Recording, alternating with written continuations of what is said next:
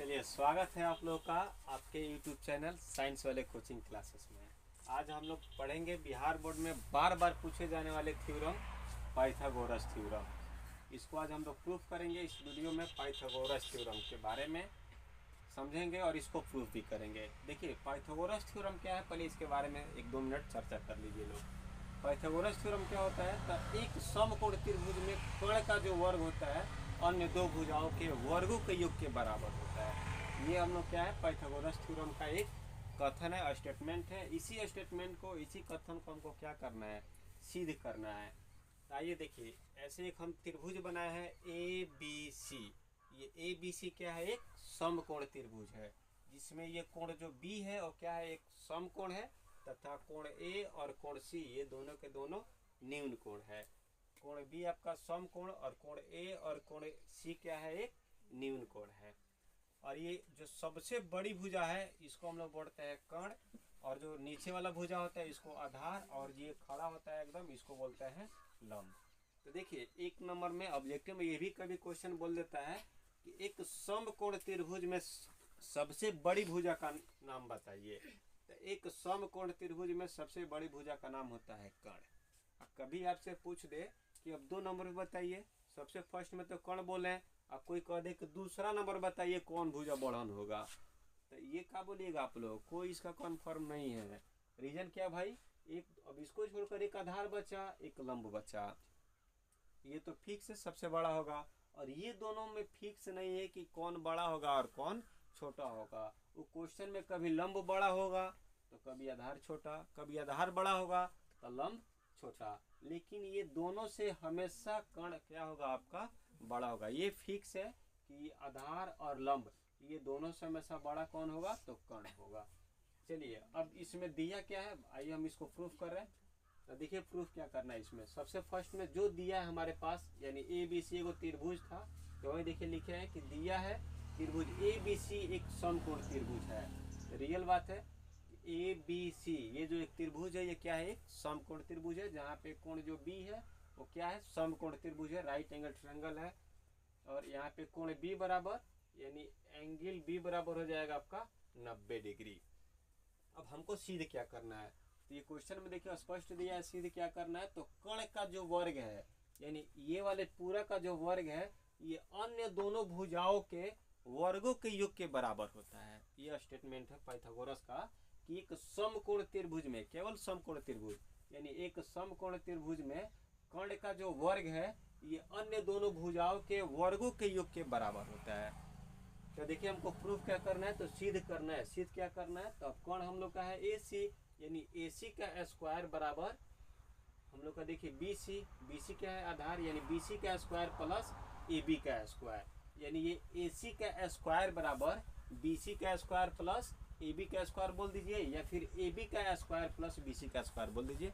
दोनों में से किसी को आप आगे पीछे बोल सकते हैं। अब देखिए, कर्ण को इंग्लिश में बोलते हैं हाइपोटेनस, यानी उसको एच का स्क्वायर बराबर बी सी आधार है, आधार को इंग्लिश में बोलते हैं बेस, तो बी फॉर बेस, तो बी का स्क्वायर प्लस पी। और लंब को इंग्लिश में बोलते हैं परपेंडिकुलर, यानी पी, तो पी से हो गया हम लोग का लंब। चलिए, अब देखिए इसमें रचना, और रचना देखिए, ये जो पाइथागोरस थ्योरम है इसमें सबसे जो मेन टर्निंग पॉइंट है वो है रचना। अगर रचना को आप बढ़िया से समझ गए तो पाइथागोरस थ्योरम में आप कहीं से दिक्कत नहीं कीजिएगा। अब इसको समझिए, देखिए आप रचना क्या कीजिएगा। तो रचना में हम क्या किए हैं, ये जो ए बी सी जो त्रिभुज था बड़ा वाला, इसमें ये जो बी है ये समकोण है, और ये समकोण त्रिभुज से क्या किए हैं, जो कर्ण है उस पे एक लंब डाले हैं। ये बड़े वाले त्रिभुज ए बी सी, इसमें कोण बी से क्या किए हैं, ए सी वाले भुजा पर क्या बोले हैं, लंब डाले हैं। स्पष्ट देखिए लिखे हैं कि बी लंब ए सी, यानी बी से ए सी पर लंब डाला और बी से डी को मिलाया।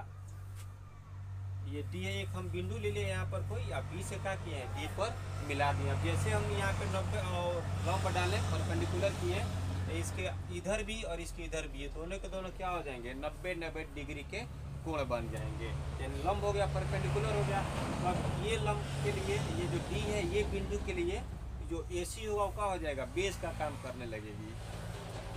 चलिए, अब देखिए, अब एक और ये थ्योरम है 6.7 6.7 उसी से ये पाइथागोरस थ्योरम का उत्पत्ति हुआ है। अब वो थ्योरम क्या बोला है कि यदि एक समकोण त्रिभुज में समकोण वाले शीर्ष से, एक समकोण त्रिभुज में समकोण वाले शीर्ष से, ये तो आपका शीर्ष है, वर्टेक्स है, तो समकोण वाले शीर्ष से कर्ण पर यानी AC पर कर्ण पर लंब डाला जाए तो इस लंब के दोनों ओर बने त्रिभुज संपूर्ण त्रिभुज के समरूप होते हैं। देखिए स्पष्ट क्या बोला है थ्योरम हो कि एक समकोण त्रिभुज में समकोण मतलब कोण वाले शीर्ष से, समकोण शीर्ष से कर्ण पर अगर जो आप लंब डालिएगा तो दो त्रिभुज बनेगा, और ये जो दोनों त्रिभुज होगा वो बड़े वाले त्रिभुज के क्या होगा, समरूप होगा। पहल का बात कि ये जो दोनों के दोनों छोटे वाले त्रिभुज है, ये देखिए ऐसे ग्रीन कलर का और ये ब्लैक वाला पार्ट, ये दोनों जो पार्ट होगा ये एक दूसरे के क्या होगा, समरूप होगा, और बड़े वाले त्रिभुज के भी समरूप होगा। इसको आप बढ़िया से लिखिएगा माइंड में, ये जो दोनों त्रिभुज होगा ये परस्पर समरूप होंगे। देखिए परस्पर भी समरूप होते हैं, यानी ये दोनों एक दूसरे के समरूप होंगे, और ये दोनों क्या होगा, ये बड़े वाले त्रिभुज के भी समरूप होगा, एक दूसरे के समरूप होगा। तो इसको आप एकदम माइंड में सेट करके रखिएगा, इतना माइंड में रहेगा तो फिर आप गड़बड़ नहीं कीजिएगा। तो ये आपका एक तरीके से ये टर्निंग पॉइंट 1 है, इसलिए इसको हम इम्पोर्टेंट मतलब समझ सकते हैं कि हमारे थ्योरम के लिए मोस्ट इम्पोर्टेंट टर्निंग पॉइंट है। अब चलिए सेकेंड टर्निंग पॉइंट, ये भी देखिए टर्निंग पॉइंट है एक तरीके से। अब ये थ्योरम के अकॉर्डिंग हम लोग क्या बोलेंगे यहाँ पर, अब ये थ्योरम के अकॉर्डिंग आपका ये हो जाएगा कि मान लीजिए त्रिभुज ABD, दो त्रिभुज मान लीजिए बना है, एगो ABD, एगो आपका BDC, दो छोटे छोटे त्रिभुज, और दोनों ये बड़े वाले त्रिभुज यानी ABC के क्या होंगे, समरूप होंगे। एक एक त्रिभुज को हम लोग लेके चलेंगे। तो देखिए अभी हम यहाँ पे कौन सा त्रिभुज लिए, ABD, देखिए ये समरूप होंगे किसके, तो अब देखिए ACB क्यों लिखे हैं, ये बहुत मोस्ट है और इम्पोर्टेंट भी आपके समझने के लिए। तो देखिए अब इसमें A के बराबर होंगे, रीजन क्या है भाई, तो देखिए ये छोटे वाले त्रिभुज में भी कोण A मतलब उपस्थित है, और बड़े वाले त्रिभुज में भी क्या है, कोण A उपस्थित है। तो दोनों त्रिभुज में हमको A मिला, तो A उभयनिष्ठ हो जाएगा यानी कॉमन एंगल हो जाएगा। तो A देखिए A के बराबर हो गया। अब ये छोटे वाले त्रिभुज में B देखिए, तो छोटे वाले त्रिभुज ABD में ये जो कोण B है, और इसमें का बड़े वाले में क्या है, कोण B, तो ये दोनों कभी एक दूसरे के बराबर नहीं हो सकते हैं। देखिए क्यों नहीं होगा भाई, तो बड़े वाला जो त्रिभुज है उसका कोण B ये समकोण त्रिभुज है, 90 डिग्री का है, और जो छोटे वाला है ABD, तो ये देखिए यहाँ पे लंब डाले हैं, तो ये एंगल है, इसको दो पार्ट में डिवाइड कर दिया है, आधा आधा बांट दिया है, तो इधर हो गया 45, इधर हो गया 45, तो देखिए गड़बड़ हो गया। अब बड़ा वाला था 90 का, छोटा हो गया 45 का, इधर बचा 45 का, तो ये एक्विट एंगल बन गया, न्यून कोण बन गया। तो यानी जो कोण B होगा, छोटे वाले का कोण जो B होगा, वो बड़े वाले त्रिभुज यानी न्यून कोण कौन बचे, एक C, ये छोटे वाले का जो B होगा वो C के बराबर होगा। तो देखिए यहाँ पे छोटे वाले का B और बड़े वाले का C के बराबर। और देखिए अब छोटे वाले में समकोण देखिए, छोटा वाला त्रिभुज ABD, तो ये D पर हम लोग लंब डाले हैं, मतलब यहाँ पे लंब खींचे तो ये जैसे लंब यहाँ पे पड़ा तो ये 90 डिग्री का कोण बना देगा, तो 90 डिग्री ये हो गया। अब बड़े वाले में कौन सा मतलब आपका समकोण था, कोण B, अब कोण B बराबर होगा किसके, कोण D के, यानी B बराबर हो गया हाँ B बराबर हो गया D के, या फिर D बराबर हो गया B के। अब ये दोनों त्रिभुज एक दूसरे के क्या हो जाएंगे, समरूप हो जाएंगे। और जब समरूप होगा तो क्या बोलिएगा आप लोग, ये फर्स्ट और सेकंड दो को भुजा, ये दोनों भुजाओं के अनुपात होंगे, जैसे AB और बाई में आप बोलिएगा AC, ये बराबर होंगे, और फर्स्ट वाले और सबसे लास्ट वाले, और सॉरी यार सेकेंड वाले और थर्ड वाले, मतलब दूसरका और तीसरका, ये दोनों क्या होंगे, ये दोनों के अनुपात होंगे, जैसे BD/CB, और तीसरका सबसे मतलब लास्ट वाले और शुरू वाले, या फिर शुरू वाले और लास्ट वाले, यानी AD और बाई में हो जाएगा AB, AD/AB। ऐसे देखिए अब ऐसे मान लीजिए हम लोग कर लिए। अब हमको चाहिए क्या, तो देखिए हमको जो प्रूफ करने हैं, इधर एक BC चाहिए, और इसमें देखिए ये तीनों एक दूसरे के क्या है, इक्वल्स है, बराबर है। अब हम जब तीनों एक दूसरे के बराबर है तो क्या करेंगे, जो हमको चाहिए वो हम ले लेंगे, अन्यथा और को छोड़ देंगे। तो देखिए अब हमारे पास ए बी इसमें भी है, ए बी इसमें भी है, तो ये दोनों को क्या करेंगे हम एक दूसरे के इक्वल्स दिखा देंगे। तो चलिए आपका यहाँ पर A B by A C अब बराबर हो जाएगा A D by A B के। अब क्रॉस मल्टीप्लाई कर दीजिए, तिरछा तिरछी गुणा कीजिए। तो ए बी से ए बी में गुणा कीजिए तो ए बी का स्क्वायर हो जाएगा, ए सी से ए डी में गुणा कीजिए तो फिर ए सी गुणे ए डी हो जाएगा। ये एक बन गया इक्वेशन 1। चलिए फिर अब आगे देखिए, आगे फिर समझिए। अब फिर एक छोटा वाला त्रिभुज कौन बचा, तो बी डी सी, और बड़ा वाला वही है ए बी सी। अब ये दोनों को समरूप दिखाएंगे, तब ये दोनों में फिर देखिए थोड़ा बहुत एंगल का लुच्चा है। अब उसको कैसे क्लियर कीजिएगा, तब देखिए बड़े वाले का ए बी सी बड़े वाले में, छोटे वाले में है आपका बी डी सी। तब देखिए अब छोटे वाले में सम कोण आपका होगा कोण डी, अब बड़े वाले का सम कोण कोण बी, यानी जो कोण बी होगा और कोण डी के क्या होंगे, बराबर होंगे।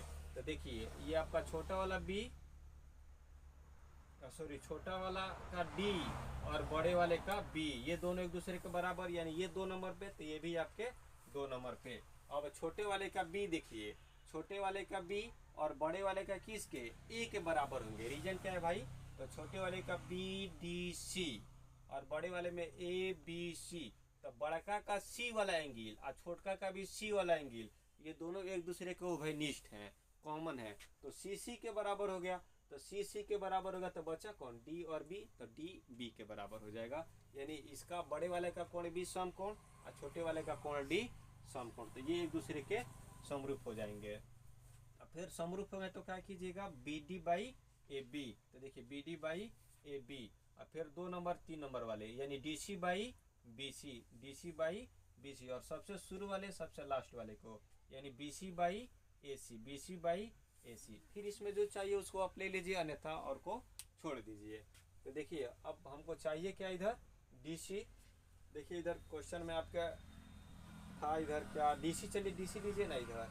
अब इधर मान लीजिए वो ये वाला भुजा लिए D C by B C, इसमें देखिए बी सी उपस्थित है तो D C by A C, D C by B C, B C by A C, B C by A C. फिर क्रॉस मल्टीप्लाई कीजिए, क्रॉस मल्टीप्लाई कीजिएगा तो क्या हो जाएगा, बी सी से बी सी में बी सी स्क्वायर और डी सी से डी सी में डी सी गुणे ए सी। इसको मान लेंगे समीकरण 1, सॉरी समीकरण 2। फिर आगे क्या करेंगे, अब ये दोनों समीकरण 1 को और समीकरण 2 को जोड़ देंगे। तब जब समीकरण 1 को और समीकरण 2 को जोड़िएगा तो दोनों इक्वेशन के LHS वाले के साथ जुटेंगे, RHS वाले के साथ जुटेंगे, यानी दायां पक्ष के साथ, बायां पक्ष के साथ। तो चलिए ये रहा इसका बायां पक्ष और ये रहा इक्वेशन 2 का ये वाला बायां पक्ष, तो ये दोनों एक साथ जुटेंगे। तो देखिए यहाँ पे A B square plus B C square, अब ये बराबर होंगे, ये दायां पक्ष और इसके ये दायां पक्ष, यानी A C cross A D, A C cross A D, अब प्लस हो जाएंगे D C cross A C, D C cross A C. चलिए ये दोनों तो हमको चाहिए थ्योरम में, ये दोनों को लिख दिए, A B square plus B C square equal. अब देखिए ये वाला आपका एगो टर्म है और ये वाला सेकेंड टर्म है। अब ये दोनों पद में, दोनों टर्म में आपको कॉमन देखिए क्या मिल रहे हैं, हमको कॉमन जाहिर सी बात है, देखिए ए सी दोनों तरफ उपस्थित है तो ए सी हम लोग कॉमन ले सकते हैं। तो ए सी क्या किया, हम कॉमन ले लिए, तो आपको बचा क्या यहाँ पर ए डी, अब प्लस क्या बचा डी सी। चलिए A B square plus B C square को लिख दिए और यहाँ पर ए सी अब मल्टीप्लाई अकॉर्डिंग टू फिगर में, चलिए A D plus D C, देखिए A D plus D C, ये यहाँ से यहाँ तक और यहाँ से यहाँ तक, ये कुल योग किसके बराबर होगा, ए सी के। देखिए यहाँ पे लिखे हुए हैं कि ए सी जो होगा इक्वल होगा किसके, A D plus D C के इक्वल होगा। तब ये दोनों का योग है वो ए सी के बराबर हो जाएगा, तो मल्टीप्लाई ए सी। अब A B square plus B C square बराबर क्या हो जाएंगे, ए सी स्क्वायर।